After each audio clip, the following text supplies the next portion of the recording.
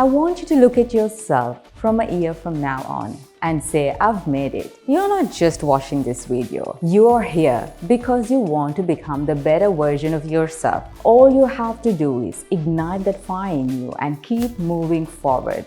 You don't have to be that bonsai plant, sitting pretty in a pot, trimmed and conditioned in a controlled environment, because growth does not come in comfort, it comes through adversity. That's why we've heard numerous stories of billionaires and millionaires whose initial ideas were rejected, but truly made them who they are today. What does that tell you about life? Life will always put you through challenges and surprises, but it is those who push through those setbacks see exceptional results. So next time you tell yourself, I'll get on it later, remember, life rewards those who are persistent and those who do not quit. And to those who are new in my space, I'm Mifra, your host on Raise the Bar.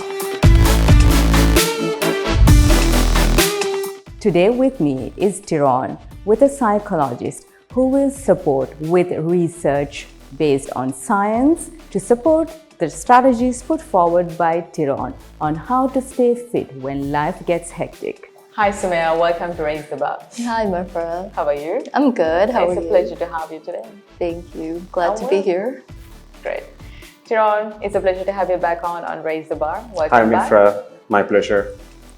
Tiron, we find the hustle life often glorified, and I think it impacts the health and well-being of many people, although they don't realize it.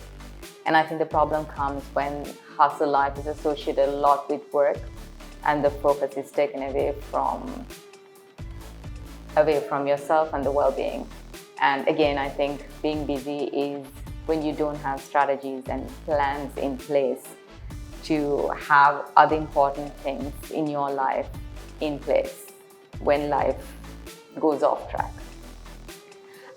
Why do you think these strategies or plans that we discussed in the article is important to have in place on days that life gets busy or you do not have the usual schedule happening? Could you explain why we need these strategies in place? First of all, Mifra, most important thing is like your health, right? So health is your wealth. So rather than like giving priority to other things, so main thing I would say your health. But still, if you want to strategy, so let's say if you plan your day in a way which is like a workout also in schedule, but still if you're not, if you can't make if you can't stick to your workout that particular time, but still then you need to have a backup plan, which is, I would say, it's like this. The thing is like your plan is to go for a gym or maybe for a run, good 1 hour or 45 minutes. That's your main plan. So if you still plan it for 45 minutes, 1 hour, but still you have missed it, or maybe like in the early morning schedule, like you maybe overslept. Or maybe like previous night you had like a late night, you catch up your good night sleep. So because of that you have missed the first thing in the morning, which is to 1 hour workout. That's right. But what you have to do is like as a backup, you may not find in your during the day that 1 hour, but still what you can do is you can short down your workout. So I always say our FIT principle is what you need to do is frequency, intensity, time, type. So time, when you talk about time, is 30 minutes, the maximum of 30 minutes, so which you can do the training. Or else, if you can't still stick to 30 minutes, we can cut down to 15 minutes, which is what we need to do is we need to identify when you have a backup. So backup should be very strategic plan. So the thing is, just doing workout or like strategically you doing the workout. So within 15 minutes, how are you going to raise your heart rate from your resting heart rate to training heart rate? So which is you need the workout need to be efficient, not just matter of you doing the workout. So basically, I would say a priority given to your wellness first. But still, if you have a problem or if you had an issue, or if you do have like if you can't make it to that plan, so stick to at least for 15 minutes, very much of strategically planned. Okay. There are days we get busy and we start overeating because we can't keep track of calories, or we're on holiday and we're binge eating. How do we strategize without overeating and going overboard with calorie intake during busy times, and say if you're on holiday? How can we be mentally prepared, or what kind of strategies we have to have in place so that we are in control? Okay, so overeating isn't just about hunger. Okay. It's more about stress and decision fatigue. Right. So usually when people are overwhelmed, their amygdala gets activated. Okay. And this increases your cortisol levels, which weakens your prefrontal cortex, Okay. which is in charge of self-control and decision making. Okay. So this is sort of where your cravings kick in and you start binging. Okay. And there are psychological techniques and tools, of course, that help you sort of regulate this. Okay. And one is a stress regulation tool. This basically helps lower your cortisol levels and calms you down a little. Okay. It brings your rational brain back into control. Right. And So then, what techniques do you have that kind of helps people bring it back to rational thinking? Because you're either now stress eating or binge eating. yeah. So there's mindful eating, Okay. right? And when it comes to that, this sort of boosts your self-awareness Okay. because it strengthens your prefrontal cortex. Right. And this basically helps you take a pause, take a break, and actually think of what you're going to put into your system rather than just going crazy and eating whatever's in front of you. Yeah. So this takes a lot of, I think, self-control and Yes, it self-restraint. does. Yes, and self-awareness as well. Okay. So how do people kind of learn these techniques? Like, how long does it take, or is it something they need to sort of remind themselves? Yes, it's more of practice makes perfect, right? Right. Yeah. The more you do it, the more used to it you get. And yeah. Okay. And Tiron, what strategies would you put forward Yeah. to help stress This is, eating? as Sumaiya said, like basically the stress eating is not your hunger. So what you need to do is, like, strategically, what you have to put it is, you need to eat or you need to drink as you plan your workout, as you plan your day. The food also need to be in a plan.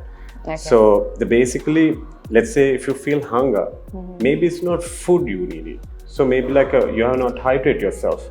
So the first part, like, is 0 calories. So why not, like, you hydrate yourself? Yeah. That's the first thing what you need to focus on it. So the thing is, like, I believe always your mood fixes is carbohydrate. So basically you hit carbohydrate to consume more to, as she said, like, to drop the cortisol level down, which is like a easiest part which you taking. So every time what we're saying is, like, you need to be structured yourself how you're going to eat. So this also, as you said, like, backup plan for the training. Also we can have the backup plan, like when you have a stress and like you're mindful, okay, your work is such, your day-to-day is such, and the work scope, my family life, my job, so everything is the surrounding, there's a work of frame. So then you need to have, as a plan, you can have like a healthy snack around you on the table, like if you're in the office, on the table. So you can have like that snack. So rather than like you end up having like a sweets or like a dessert. So what you can do is, like, you can have like healthy snacks, so which you need to plan yourself. So I always says, like, you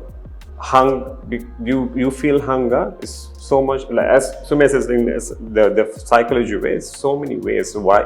It's not because of you're really hungry. Yeah. So maybe you're stressed, maybe you're dehydrated. So you need to calm yourself first. Yeah, So but instead of reaching out to food for comfort, exactly. you need to have other techniques to sort of calm yourself down. Absolutely, Mifra. So that's what we need to plan it ourselves. As I said, like, the fitness, wellness, healthy lifestyle is not just for the moment. So you need to have a long-term plan. So likewise, if you have like short-term, long-term plan for your rest of your business to every single thing, this is more. You need to give the prioritize. So then you understand training and food goes together, and plan it both together equally. That's what matters. So you don't feel stressed because you're training all right, but then your food is not in order. You don't see results as well, right? So you don't fall into that trap of feeling frustrated over and over again. Exactly. The thing is, okay, just example me. The thing is like, if somebody sees my intake, my food, so they will ask, Tiron, why are you eating same thing over and over, right? So, but in terms of my goal, I do have a purpose. So I eat for a purpose, Okay. right? So yeah, on and off, I would do, I would eat, I don't say cheat, I would eat sweet, I would have like a little bit of high carbs. So those are not cheating. So actually you need those stuff to fix your mood. So I'm sure like you will agree. So stress, you can't stop being stressed. What you can do is you can manage stress. Likewise, you shouldn't stop then and there. I'm sure like we can remember like the first few podcasts we said, our core is the main thing. Where are you coming from? So are you a junk eater? Then your core is that. So then you need to cut down in a manner. So now, this example, how we work out. We work out, gradually we increase our heart rate and gradually we drop your heart rate once the workout is done. And same time, why not this entire lifestyle? It's a long way lifestyle. Why we can't do every single thing gradually? You can't do overnight. So basically, when it comes to eating habit also, you need to stop gradually or like, change gradually. I would say change. So I would use rather stop. Gradually, we need to change our eating habits as well in a way. So that's a message I would love to say when it comes to food. So overnight, or a week, or a month, maybe over 6 months, you can't change. But make sure you eat for a purpose. Okay. But you shouldn't do other way around. Like, don't make food as an enemy. Okay. So food is always, it's a good friend. Like, it's pressure your eyes, smells good. So it gives you a good mood. But make sure what you're eating, what is your purpose for eating. So if you know your purpose, you will end up doing the right, like you will have a right result at the end of the day. Okay, interesting. And just to add on to Tiron's point, I feel like meal prepping also really helps with that. Yeah. Because this is a decision you make to eat healthy while your brain is still calm and conscious, right? Yeah. And in times of stress, convenience wins. So make a healthy option your first and easiest choice. Okay. And you do that before the stress actually takes the wheel and you're using your executive brain for it. Right. Okay. Interesting. That's a good take on it. One other thing that I think affects people immediately is their sleep patterns. When things get busy or they have a long day or an early morning, your sleep schedules keep changing quite often, and that's impacts people in different ways. It impacts their mood, how they regulate their emotions next day. Also helps them to, if they have a good night's sleep, helps them to make those decisions with clarity. What strategies do we have in place for individuals who have a busy lifestyle or those who had a long night and they need to get back to work early next day? How can they manage their sleep schedules? Okay, so a constant sleep pattern, it starts with neuroregulation, right? So when someone is overly stressed, this activates their amygdala again and cortisol rises. Okay. This basically puts your brain into a high alert mode and makes it harder for you to wind down. So it's just a lot going on in your brain, you're overthinking, you're overstressing, and it's just hard to actually ease into the night. Okay. So I feel like evening routines really help with this. It could be dimming lights, listening to calming music, going for a late night walk, things like that.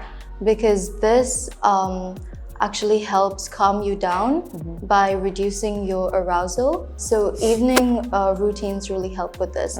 And it could be things as simple as listening to calming, peaceful music, journaling, jotting down your thoughts, going on walks. These help calm you down by bringing down your arousal because it activates your parasympathetic nervous system. Right, yeah. And then this sort of gives your brain a safety signal, which tells you, okay, it's time to wind down, and it helps you ease into the night. Okay. And cognitive reframing and cognitive diffusion also helps bringing overthinking to a lesser point. So you reduce your overthinking, and this gives your prefrontal cortex more strength and the power to take control again. Right. Okay. Yeah, and also setting regular sleep timings and being consistent with it helps lock in your circadian rhythm. Okay. And this basically it boosts your mood and gives you mental clarity as well. So you don't end up going to sleep with constant worries and overthinking. It's just you're calm, you fall asleep. Okay. So what strategies would you give? So basically, Mifra, what she said was like 100% I agree, right? So it's a more into your mental the stress. So also the mental and the physical stress as well. So basically, physically, if you're really stressed, which is if you work out late night before your bedtime. So things like body needs to wind down. So body will not wind down until for some time. The thing is like you want to go to bed and this is your bedtime, and also you know your next day schedule. So you need to have at least minimum of 6 to 7 hours of sleep, which you can't hit because your body is going on stress. So because of you've been working out, so you did a good thing, working out. But thing is like you need to plan to do workout a little early. So that's one thing you need to, when you plan it. So if you think you don't have a time to work out and like if you want to sleep this particular time, what you need to do is you need to do light workout. So as she said, like mentally, if you have the stress, the mental stress is there. So walking is much more greater than like you're running on that time or like a lifting heavy weights. So it's a light workout which you to calm down, to wind down yourself and listening to calm music. The thing is like most of the time what we do is like when you work out, like especially when you do lifting weights, so we listening to like the crazy music, like bum bum bum. So exactly, it's the techno music most of the time. So these music also takes time us to wind down ourselves. So it's like the physically, mentally, the way we aggressive by that time. So we to wind down, it takes time. So again we are going backwards, like the planning and the planning such like things like a backup plan. If you want to if you didn't have the time, you have to work out late night. So which you need to work out, but you need to work out very light workout because you have to think, you have to prioritize which one is which time we have to do. So prioritize is like good sleep. The thing is you can work out, you can hit, like people says better to do exercise. At the same time, the recovery time does the wonders rather than like you're working out. Yes, you have to work out, but wonders happening while you're sleeping. So your body recovering, like building your body and losing fat, everything happens, like your biomechanism works, so everything happens when you sleep. So basically you need to plan such way light workout, or like if you want to do heavy workout before at least 1.5 hours early. Also your eating. So eating habits, like we talked about last time as well, like if you eat late night, so this is what happens. So body goes down the stress because if you eat late night, so body need to digest. And like how you're going to wind down, so like is everything connect to your central nervous system. So the message goes here, listen, okay, there's a food, I need to digest. So likewise it takes long time to wind down your body. So wind down your body. So though you sleep, or maybe like you can fall asleep, but actually you will not have a proper REM sleep. Am I right? Yeah, of course. So you will not have a REM sleep. So basically what you need to do is you need to plan such a way. If you have a stress day, how are you going to stress-free to go to the bed? So you had like maybe good 15-16 hours stress day. So the sleep also, like if you have a stress, you didn't have a proper good day. So really affects long term, is it? Exactly. So it actually long term it's effective big time. So because of that you need to plan in such a way. But I don't say not to work out. You need to work out, but plan it such way. If you work out in the morning, just have some movement. Exactly. In the day. That's right. Yeah, and depending on good stretches. Yeah. Because like day to day maybe like he or she, her work maybe like walking up and down. So you can have a good stretch to release the lactic acid. So that also calms down your body. But rather like you're sleeping with the DOMS. Yeah. Okay. So that also takes us to, we would touch base on stress, and how can we avoid chronic stress? Have a lifestyle, because everyone's busy, be it work, be it family, they're managing something or the other, be it studies, yeah? So that can all accumulate stress levels if you're not balanced. So how can we avoid chronic stress, and what strategies and what causes chronic stress, and what strategies should we have in place that we don't get there?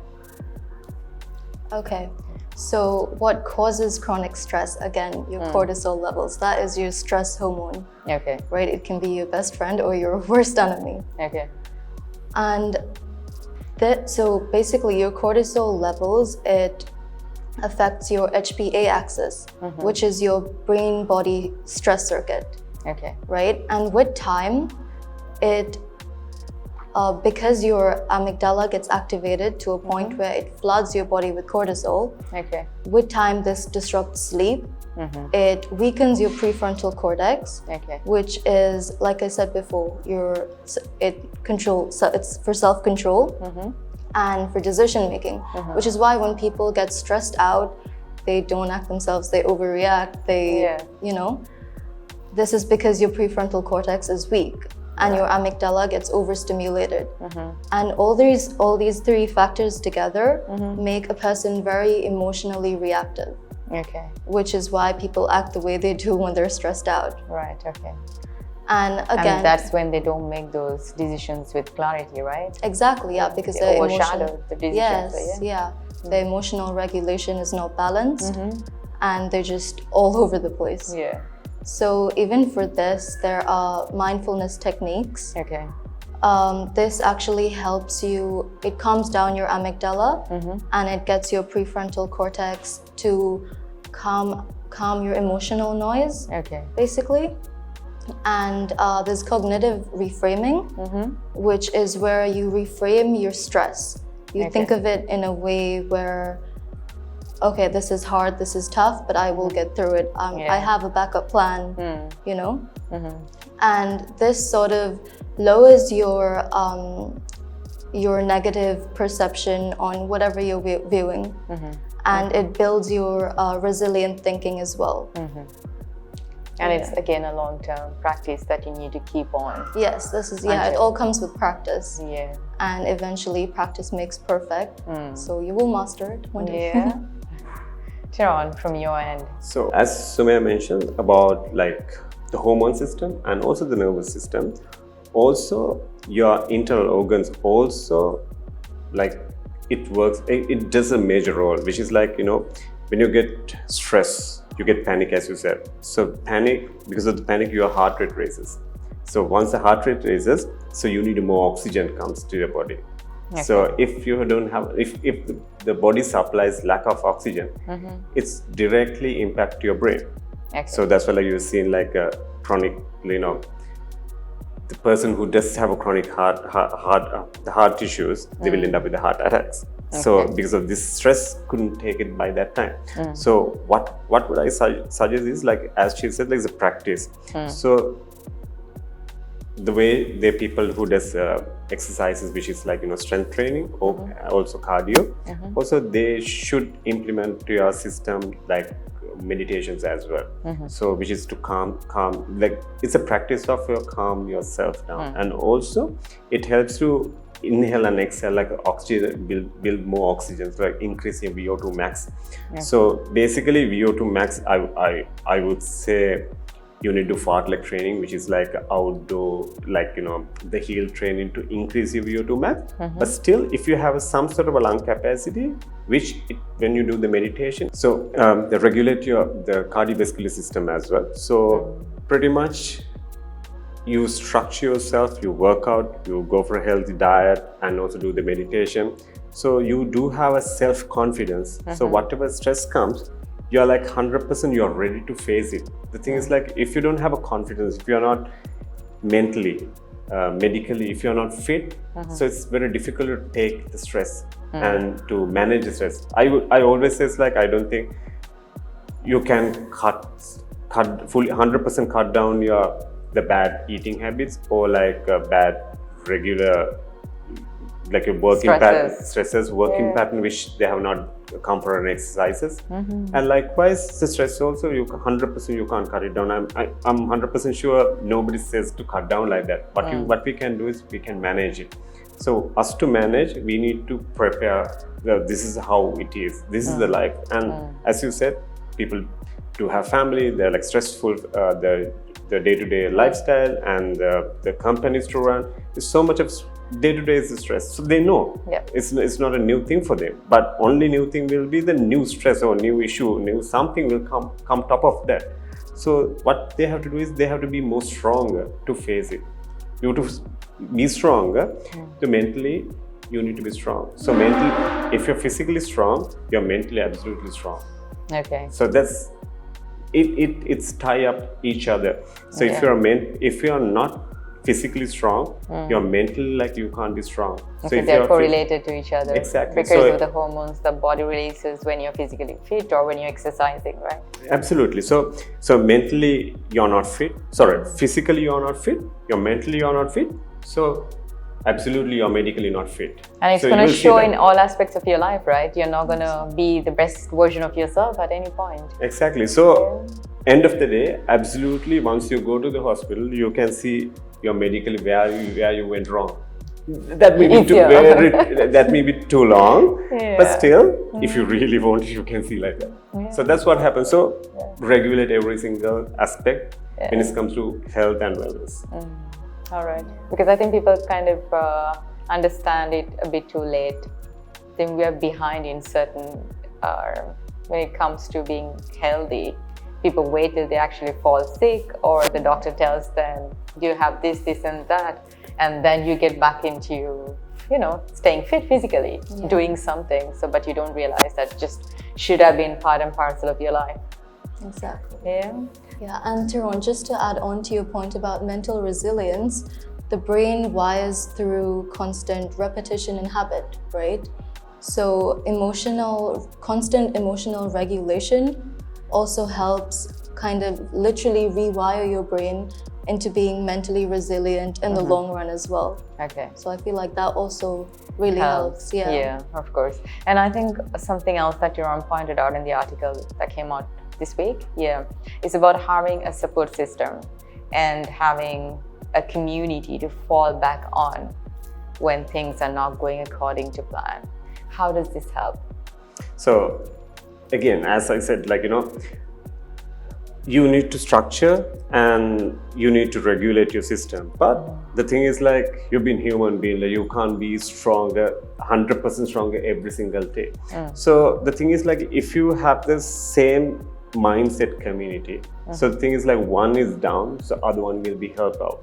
So the thing is, let's say if you're unwell, but still you want to be in your healthy lifestyle diet, so you are not able to cook, or you're not in the right mind to order what exactly is a healthy meal.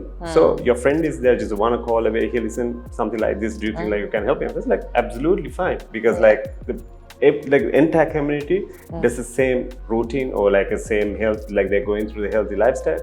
As likewise, if somebody is the late night, if they want to go for a walk, so it's too late, I don't feel safe. Or you feel lazy, right? To do it alone. So if you have some part, do partnership and let's go for a run, or let's go for a walk, let's go for a ride. So you can do something as well as with some when you doing the workout, or when you have the building community, so when you're working out with somebody, so the stress level, you can talk what you're going through also. It helps you to wind down yourself. The thing is, rather than you're trying all by yourself to deal up with whatever you're going through, maybe that particular person do have a solution, is easy solution, or just a matter of few words, you communicate with other person, which is really helpful. So I would say the building same sort of mindset would be is a long run, like rather like you've been isolated and like you're trying to build your own self. So it helps to somebody else and it helps yourself as well. So I would say build not only yourself, build the community. So the thing is like if you're going to the gym, if you feel like the gymnasium is good or the workout is good, you feel better, just communicate to the other person, give the message, hey, let's go, just come for a trial, let's do the same thing. So then it's two to, you know, add on another one. So you will have like gradually you will end up with like have a fit community, I would say, and wellness community without your knowledge. It's just a matter of send a message. So building the community, just one message is enough. Yeah, can change the course of your life. You'll have a support system that's actually keeping a track and perhaps taking you accountable on days that you're off track. And how does that work mentally, and how does it support having that kind of support system? So scientifically, there's been research to prove this as well. With brain scans, etc. Talking to someone obviously reduces your stress because you're sharing the burden, right? You feel like you have someone else you can vent to and who'll actually listen to you. This reduces cortisol levels. So this also activates your ventromedial prefrontal cortex, right? And this is a section in your brain that helps with emotional regulation. So it sort of helps you stay grounded and reframes your stress as well. And having that support system doesn't just only mean, okay, someone to talk to, someone to vent to, and someone to share that burden with. It can literally be just surrounding yourself with calm people, because people generally tend to feed off others' energy, right? And when you're around people that are calm, you do mindful activities, you feed off that. And that also helps you emotionally regulate, and you come to better decisions under that state of stress as well. And it's not just, it just doesn't just provide support, it adds structure, and you don't have to just only rely on sheer willpower. So what I'm trying to say is, in short, it's not just comforting, it's also neurologically, it protects you from chaotic days as well. Interesting. So I think pretty much covered most of the aspects that were discussed in the article this week. And it's been great having you in the show, Sumaiya. I'm so glad to be here. And thank you again, Tiron. Thank you, Mifra. With the right mind and resilience, you can hustle smart, balance life, and keep raising the bar. Until next time, it's Mifra from Raise the Bar.